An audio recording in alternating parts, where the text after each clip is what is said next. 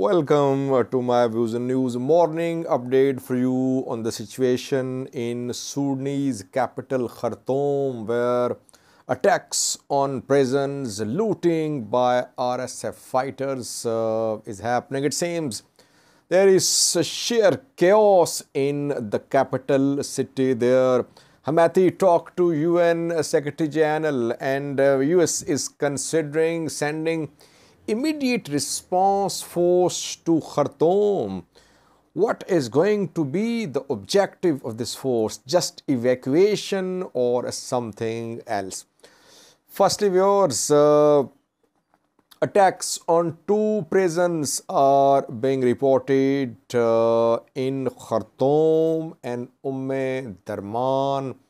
Sudanese military just a short while ago issued a statement confirming two attacks, accusing rapid support forces that RSF attacked two prisons, one in Khartoum city, second in Darman. In one attack, dozens of prisoners have been released from a prison. Second attack has been repelled.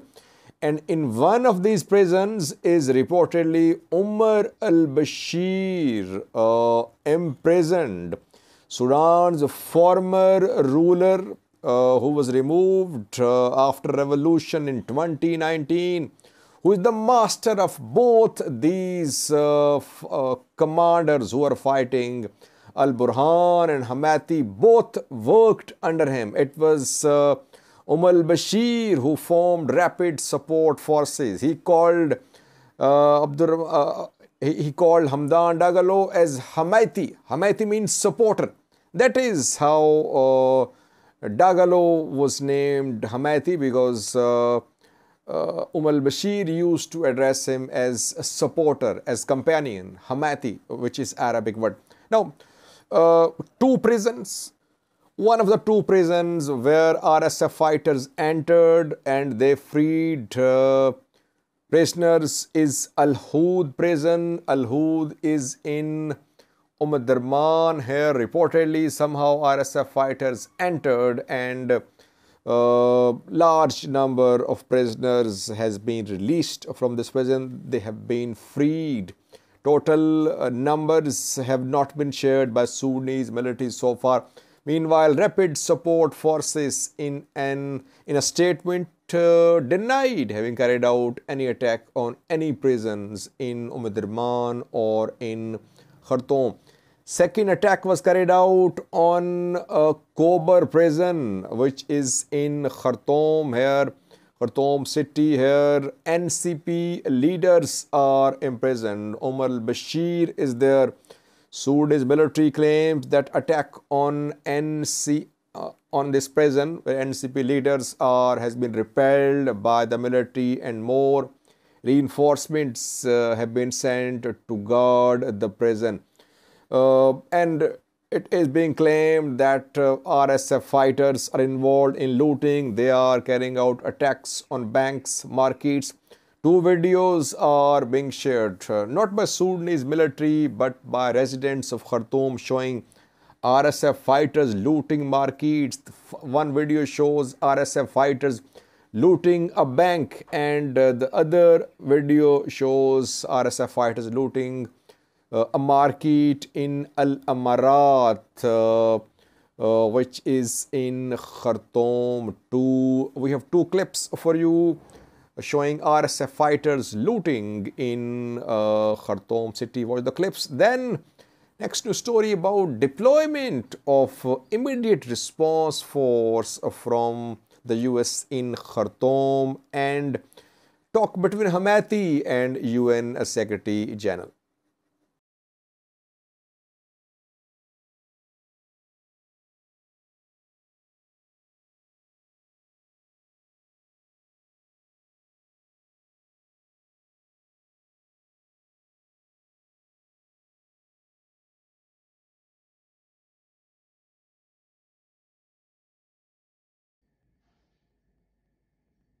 الليلة سرقوا قروش سرقوا قروش سرقوا قروش بالربط،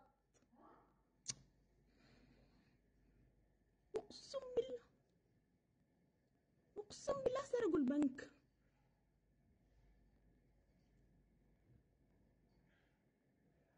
الليلة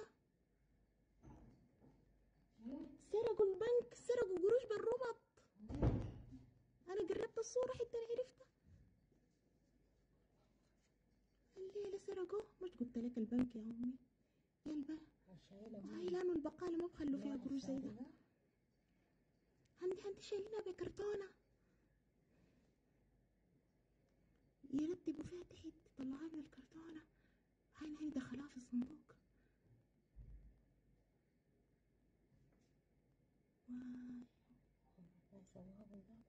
خلاص ماشيين رتبوا القروش. Secondly, viewers, US is considering deployment of immediate response force to Khartoum, to Sudan. Yesterday, 15 US aircrafts, military planes carrying soldiers arrived in Djibouti.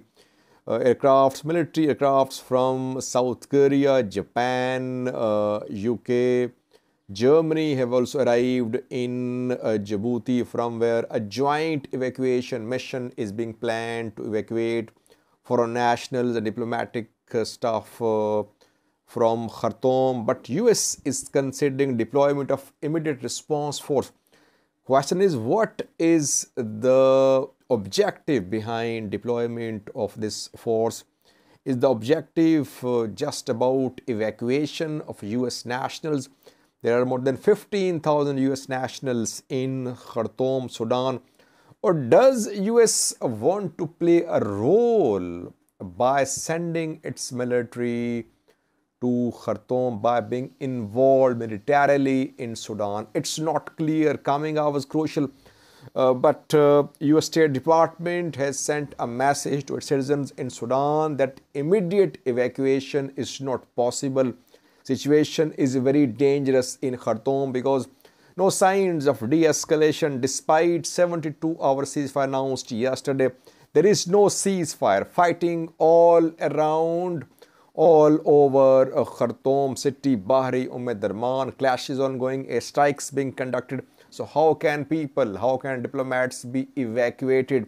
You need at least some peace or some resolve by the parties to hold fire.